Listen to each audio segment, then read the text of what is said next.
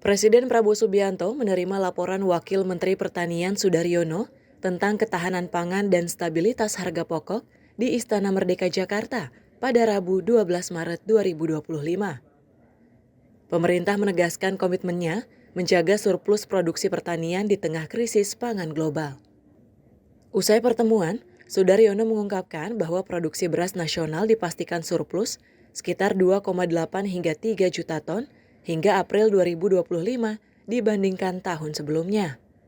Presiden Prabowo meminta agar tren positif ini terus dipertahankan. Rapat tersebut juga membahas peningkatan produksi jangka panjang dengan target surplus beras 5 hingga 6 juta ton dan percepatan proses pertanian agar petani bisa panen 3 kali setahun. Maka ini kita untuk dipertahankan di tengah negara-negara lain kan lagi susah, lagi ada kesusahan beras, ada Malaysia, kemudian ada Filipina, termasuk Jepang kan juga lagi krisis beras ya.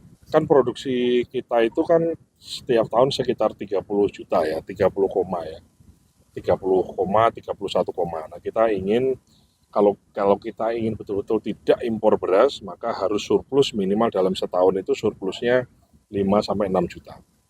Begitu panen, harus segera dipanen, segera dijual, dan tanahnya segera diolah.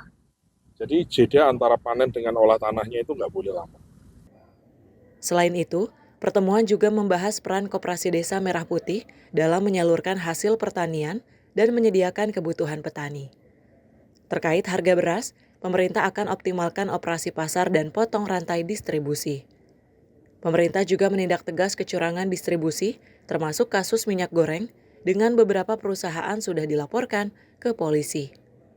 Kita ingin ya adanya gerakan Koperasi Desa Merah Putih, kemudian kita juga lakukan operasi pasar dengan kantor pos, kita juga dengan Bulog kita berdayakan lebih dari sebelumnya, itu tujuannya kan supaya memotong rantai distribusi. Nah kalau rantai distribusinya dipotong, sehingga tidak ada ke siapa ngambil untung di setiap pos, maka kita harapkan harganya baik di konsumennya baik, bagi produsen juga baik.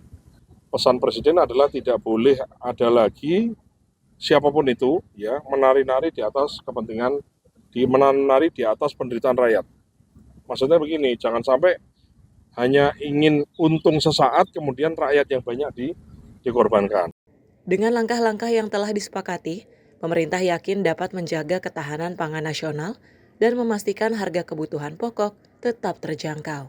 Tim Redaksi Sinpo TV melaporkan.